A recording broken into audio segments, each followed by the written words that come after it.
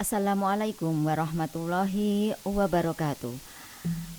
Pemirsa podcast di mana saja Anda berada, alhamdulillah pada kesempatan kali ini kita bertemu kembali di podcast Kantor Kementerian Agama Kabupaten Magetan. Dan pada kesempatan kali ini tema kita kali ini adalah tentang bagaimana tantangan menghadapi moral remaja di masa sekarang ini dengan pendidikan agama. Maka sesuai dengan tema pada kali ini telah hadir di tengah-tengah kita Kepala Seksi Pendidikan Agama Islam. Beliau adalah Ibu Elianti Nurmalita SAG MH. Beliau selain kasih Pais, saat ini beliau PLT kasih PD Pontren.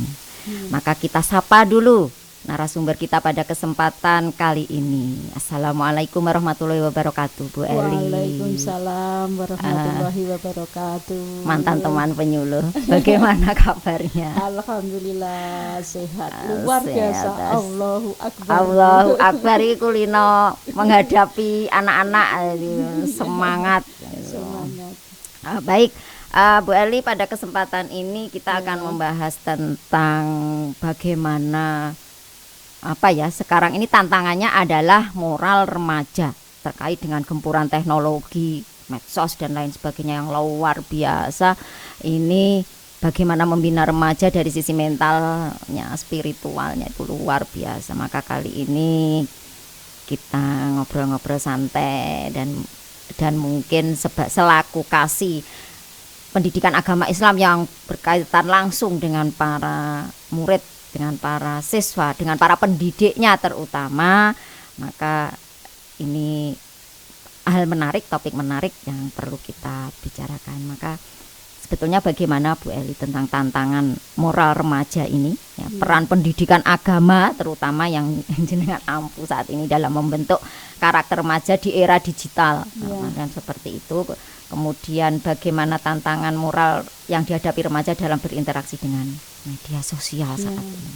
Baik, perlu saya sampaikan di sini bahwa untuk penguatan moral itu adalah membentuk karakter, di mana anak-anak itu karakter itu dengan membiasakan diri. Jadi setiap kita itu membiasakan diri, artinya ketika kita itu mengajarkan kepada mereka itu tentunya yang pertama keimanan dan ketakwaan, yang di situ meliputi hal-hal di mana misalkan sholat nih. Sholat itu kan inna sholata tanha 'anil fahsya'i wal munkar. Itu artinya dengan sholat itu mencegah semua hal-hal yang mungkar. Jadi dalam hal-hal seperti itu anak itu dibiasakan untuk selalu berbuat baik, untuk bersikap berakhlakul karimah dan memiliki karakter atau yang mana melekat keislamannya, keimanannya, kekuatan imannya di dalam hati anak-anak mereka semua. Jadi hal itu tentunya tetap kita seperti membaca Al-Quran, itu pun kita biasakan. Mulai dari insya Allah di sekolah-sekolah itu sudah terlaksana kegiatan seperti itu. Setiap pagi itu sudah mengaji Al-Quran, itu bersama-sama Asmaul Husna, membaca Asmaul Husna dan sebagainya, itu sudah diterapkan di masing-masing sekolah dengan sebagai basic karakter dasarnya itu. Seperti itu kita itu sudah menanamkan kebiasaan sehingga akan terbawa nanti sampai dewasa, dia akan bisa menentukan tujuan hidup dengan ilmu yang sudah diperoleh dari kebiasaan itu tadi.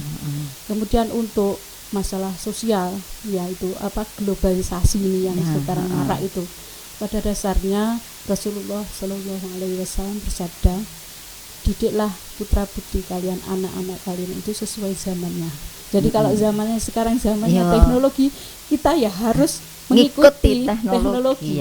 Memang semua apa yang masuk di zaman mulai dulu dan sekarang. Misalkan kita zamannya teknologi, kita mengajarkan dengan zaman jahiliyah, kekerasan, itu tidak bisa, karena itu sudah Rasulullah tadi sudah bersabda bahwa kita mendidik anak itu sesuai dengan zamannya. Jadi zamannya teknologi, kita ya tetap mengikuti teknologi, tapi semua itu ada positif dan negatifnya.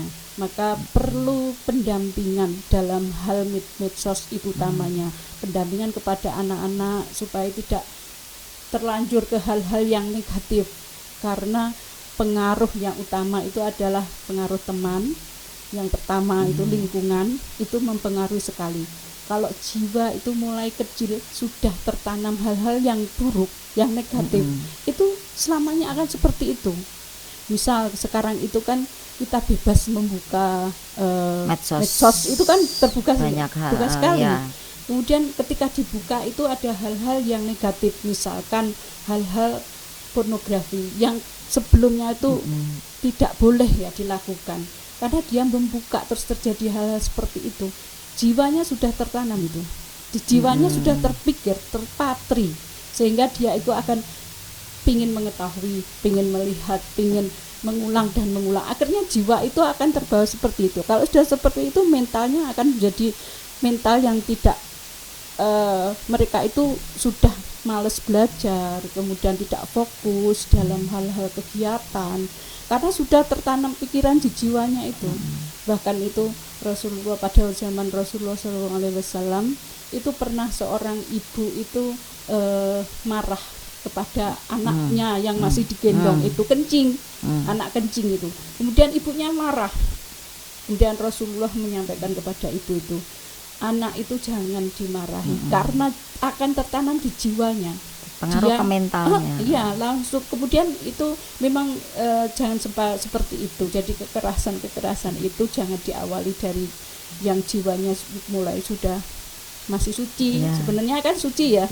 Dalam mulai lahir. Semua anak kan lahir dalam keadaan suci. Tapi yang membentuk itu kan orang tua. Makanya mau dijadikan mau dijadikan majusi, mau dijadikan apa itu kan pengaruh sekali.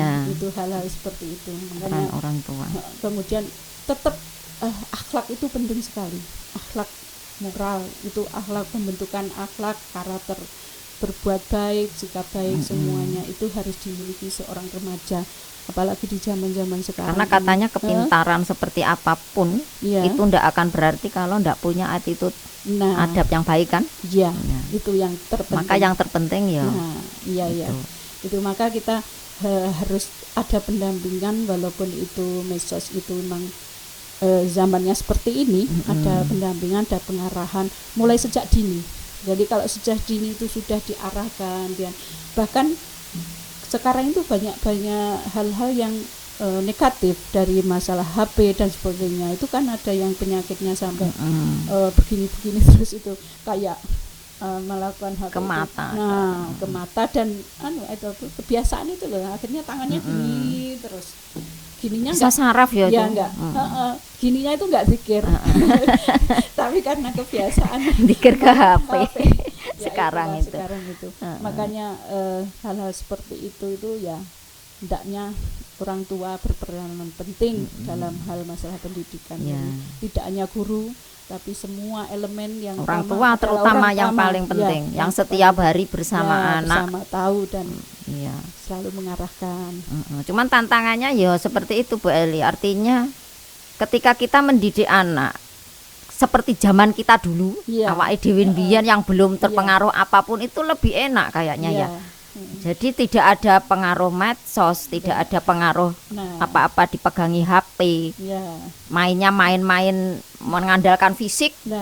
Itu kan pikiran itu sebetulnya bagus. Lah sekarang ini tantangan orang tua itu ada di situ. Di HP lingkungan HP dan sebagainya.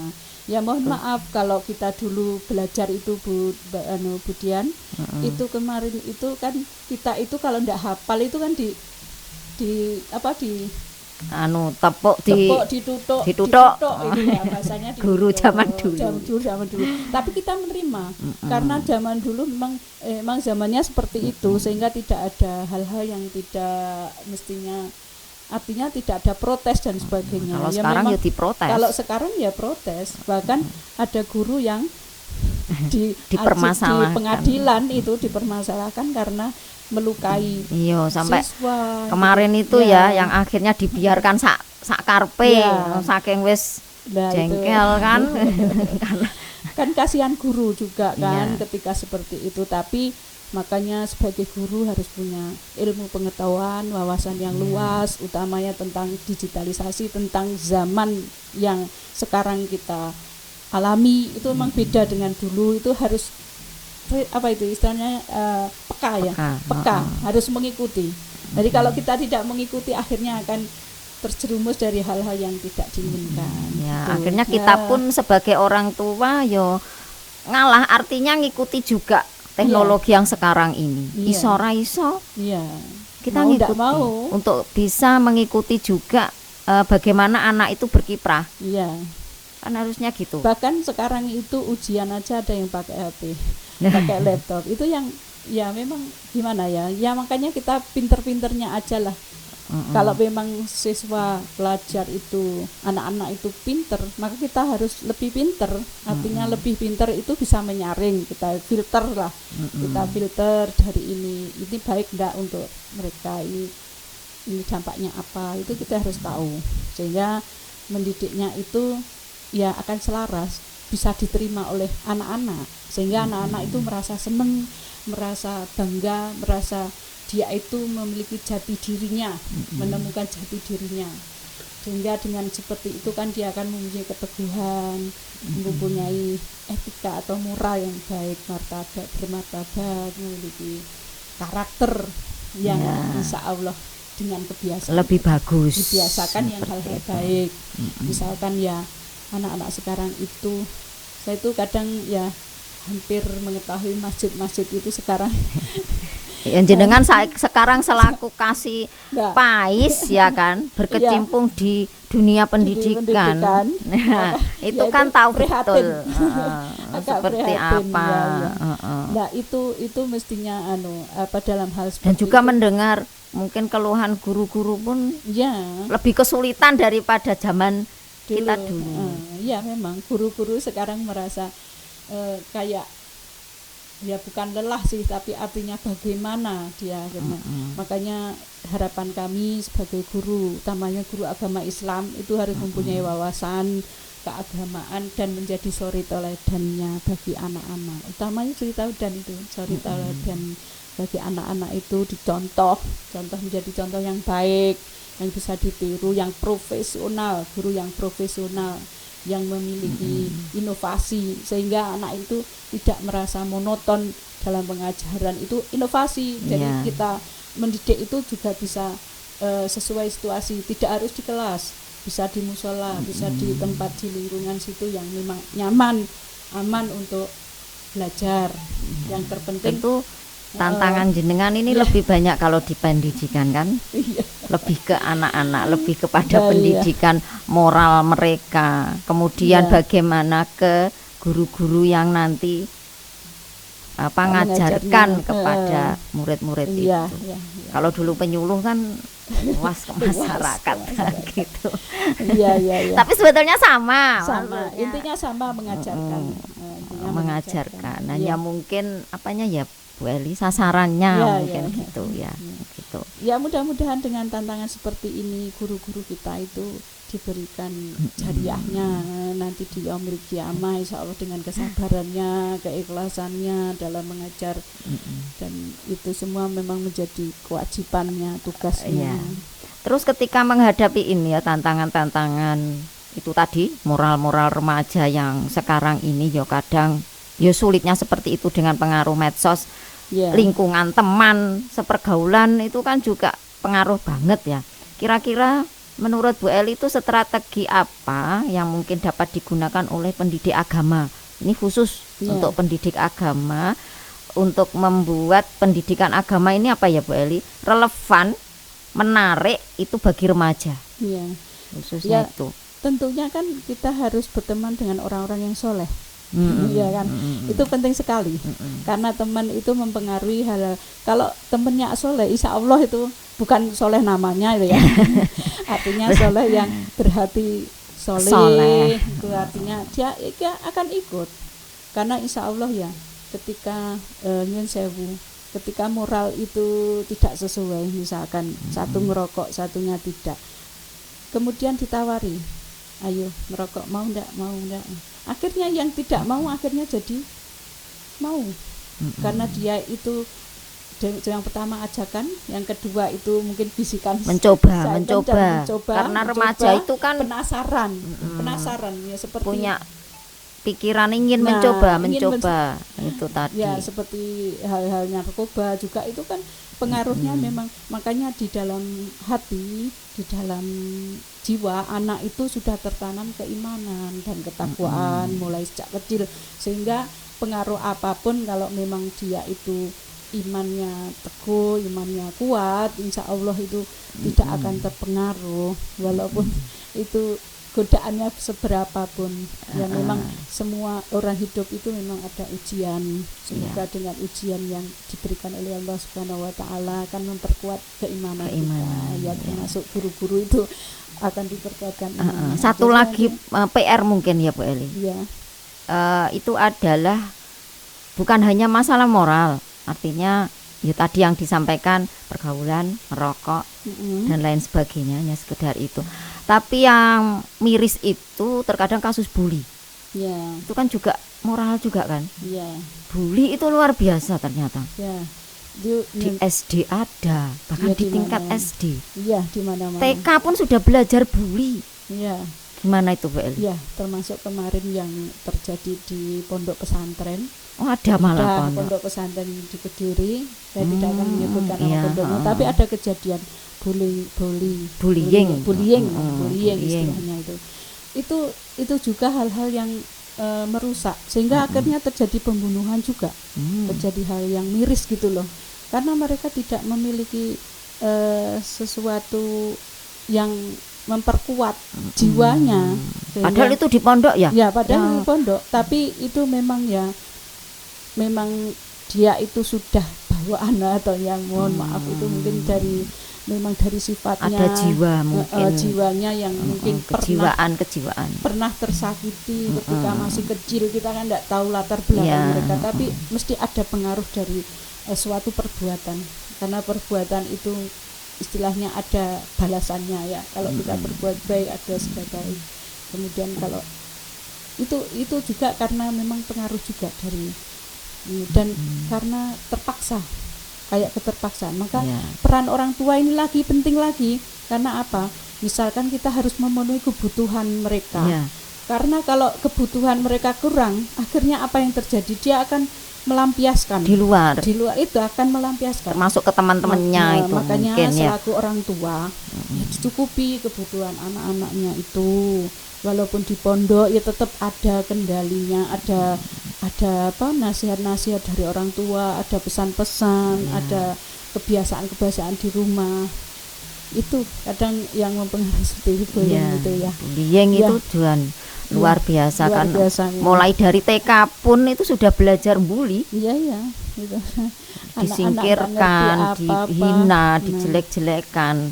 Itu sebetulnya mereka belajarnya sudah sejak dini saja nih. Ya tinggal kita maaf itu karena orang tuanya itu loh, peranannya sebenarnya kan yang jadi peranan pokok utama anak. Ya jelas dari dasarnya. Ya, karena mulai dari kandungan bahkan dari kandungan dari itu sudah kecil, diajarkan hal-hal yang baik. Sifat dasarnya itu terbawa dari rumah, umpamanya seperti itu ya. Bagaimana pola ngajarnya? Ya, misalkan juga pengajaran itu penting sekali ketika anak-anak itu di rumah itu diawasi temennya siapa saja. Itu mestinya orang tua harus tahu siapa yang menjadi teman. Kemudian bagaimana sikap temennya itu. Itu harus orang tua harus teliti dan jeli. Memang kadang mohon maaf, memang kadang sibuk, orang tua sibuk.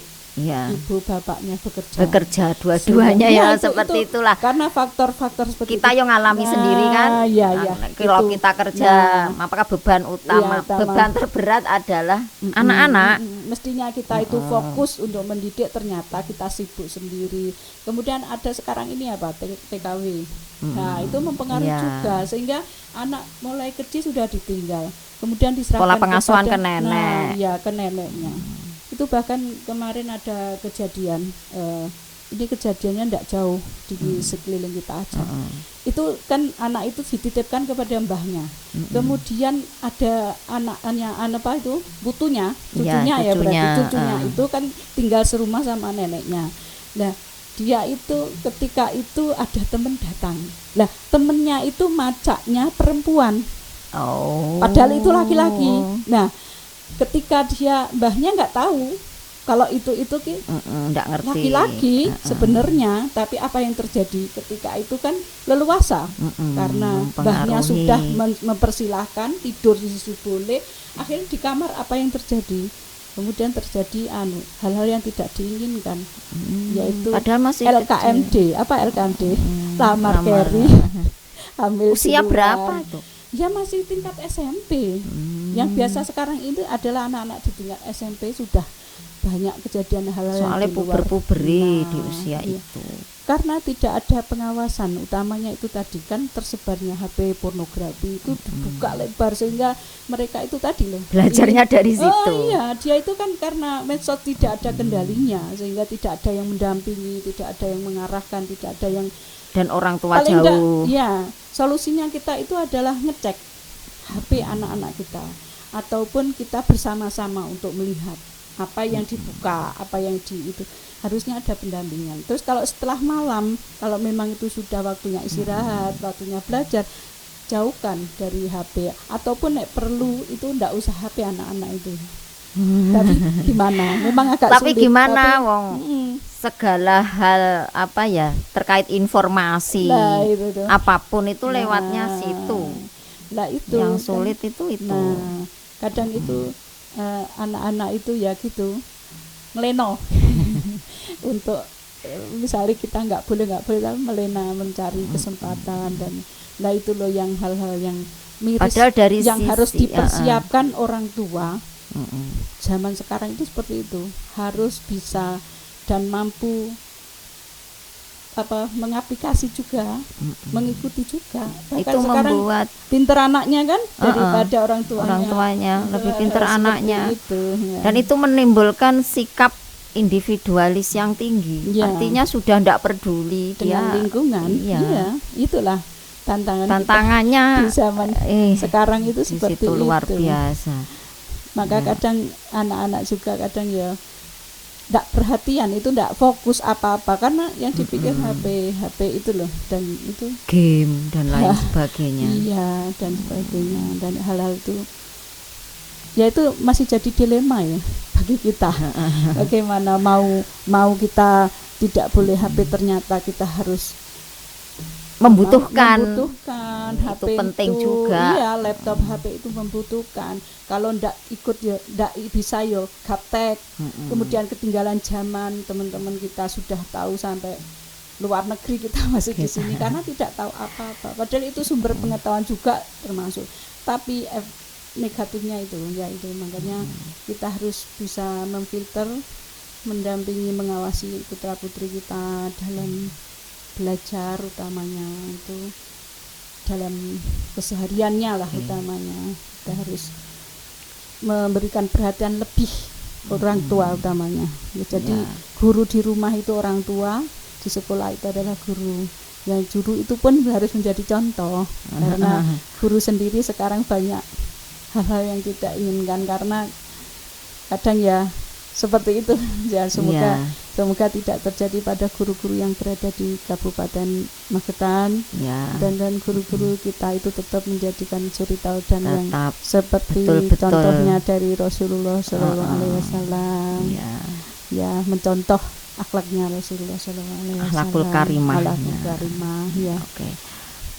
Mungkin terakhir ini ya, mungkin ada yang disampaikan kepada pendidik-pendidik atau selaku jenengan kasih Pais di sini juga kasih merangkap kasih pontren untuk sementara ini ya. Ada yang mungkin disampaikan kepada pemirsa, artinya baik kepada guru-guru itu terutama, juga kepada orang tua selaku pendidik utama. Karena guru itu kan hanya ketika di sekolah, tapi pendidik utamanya adalah kita orang tua, selaku orang tua. Baik, kepada para orang tua hendaklah memberikan pengawasan, kasih sayang kepada putra-putrinya, mengajarkan kepada ajaran yang sesuai dengan sunnah Rasulullah dan mengikuti ajaran kita, yaitu ajaran Islam, diarahkan yang harus dilaksanakan sesuai rukun Islam, kita arahkan seperti itu. Kemudian rukun iman kita terapkan dalam kehidupan dan menjadi suri tauladan utamanya anak-anak kita, jadi contoh yang baik, dan semoga kita punya nanti jadi solih-solihah. Amin. Dan untuk para guru agama Islam itu jadilah guru yang profesional, yang adil, yang bijaksana, yang sabar, yang ramah, yang telaten. Ya, kuncinya untuk telaten. mengajar itu telaten. Ya, makanya telaten dan memiliki kreativitas, memiliki karena saya inovasi. merasakan lebih sulit sih.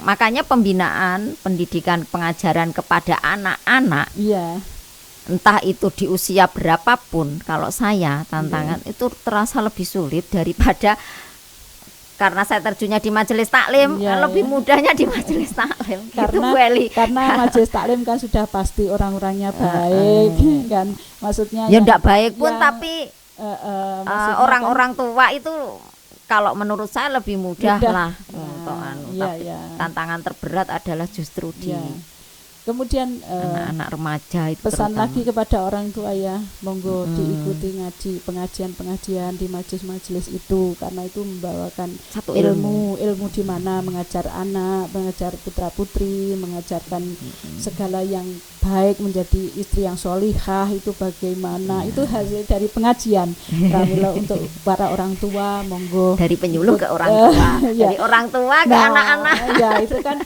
Tapi kan kita kalau tidak dapat ilmu kan, dari mana? Ya tetap dari pengajian-pengajian, dari majelis-majelis itu, sehingga dikembangkan, diamalkan dalam kehidupan sehari-harinya, sehingga kan tahu bagaimana sih cara mengajar anak yang baik dan banyak orang tua ya.